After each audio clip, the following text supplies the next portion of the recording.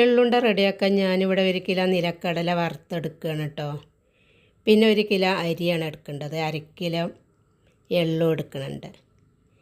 അപ്പോൾ എള്ള് വറുത്തെടുത്തിട്ടുണ്ട്. ആദ്യം കടല വറുത്തെടുത്തു, പിന്നെ എള്ള് വറുത്തെടുത്തു, പിന്നെ അരി വറുത്തെടുത്തിട്ടുണ്ട് കേട്ടോ. ഇതെല്ലാം മിക്സിൻ്റെ ജാറിൽ പൊടിച്ചെടുക്കുക. ആദ്യം ഇത് അരിയാണ് കേട്ടോ പൊടിച്ചെടുക്കേണ്ടത്. പിന്നീട് എള്ള് ചേർത്തിങ്ങാണ്ട് പൊടിച്ചെടുക്കുന്നുണ്ട്. നിലക്കടല തൊലി കളഞ്ഞതിൻ്റെ ശേഷമാണ് നമ്മൾ പൊടിച്ചെടുക്കേണ്ടത്. അപ്പോൾ ഇതെല്ലാം പൊടിച്ചെടുക്കുകയാണ് കേട്ടോ. പൊടിച്ചതെല്ലാം ഒരു വലിയ ചെമ്പട്ടിയിലേക്ക് മാറ്റിയിട്ടുണ്ട്.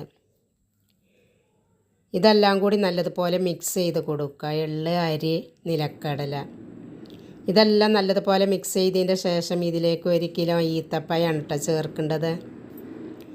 ഈത്തപ്പഴം ചേർത്ത് നല്ലതുപോലെ മിക്സ് ചെയ്തെടുക്കണം. പിന്നെ ഇതിലേക്ക് 3/4 കിലോ ശർക്കരയാണ് ഞാനിവിടെ ഉരുക്കിയെടുത്തിട്ടുള്ളത്. അപ്പോൾ ഇതിലേക്ക് ഈത്തപ്പഴം ചേർത്തി കൊടുക്കാം. നമ്മൾ കൈ കൊണ്ട് തന്നെ നല്ല ഒന്ന് മിക്സ് ചെയ്ത് കൊടുക്കണം കേട്ടോ. നമ്മൾ ഫോർക്കോ സ്പൂണോ ചട്ടമോ ഒക്കെ വെച്ചാൽ അത്ര അങ്ങോട്ട് മിക്സായി കിട്ടൂലല്ലോ. അപ്പോൾ കൈ കൊണ്ടൊന്ന് മിക്സ് ചെയ്ത് കൊടുക്കുക. അപ്പോൾ പകുതി മിക്സ് ചെയ്തത് ഞാൻ മാറ്റിയിട്ടുണ്ട് കേട്ടോ ഒരു ബോട്ടിലേക്ക്. പകുതി മാറ്റിയതിൻ്റെ ശേഷമാണ് ഈത്തപ്പഴം ചേർത്ത് മിക്സ് ചെയ്ത് കൊടുക്കേണ്ടത്. അപ്പോൾ 1 കിലോ നല്ല ഈത്തപ്പഴമാണ് കേട്ടോ ഇവിടെ എടുത്തിട്ടുള്ളത്.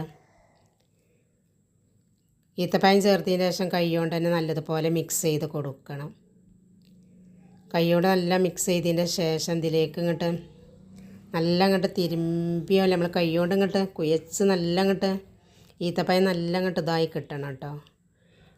എന്നിട്ട് നമ്മളിതൊരു ലഡുവിൻ്റെ ആകൃതിയിലാണ് ഉരുട്ടിയെടുക്കേണ്ടത്.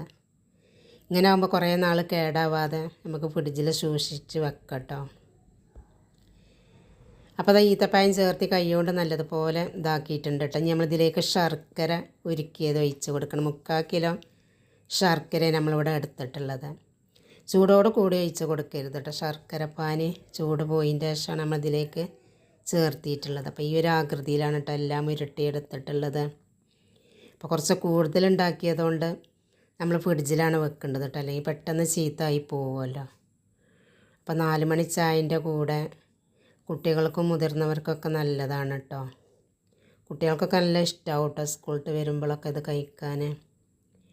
അപ്പോൾ ഈ വീഡിയോ നിങ്ങൾക്ക് എല്ലാവർക്കും ഇഷ്ടപ്പെട്ടെന്ന് വിചാരിക്കുന്നു. ഇഷ്ടപ്പെടുകയാണെങ്കിൽ ലൈക്ക് ചെയ്യാനും ഷെയർ ചെയ്യാനും കമൻറ്റ് ചെയ്യാനും മറക്കല്ലേ.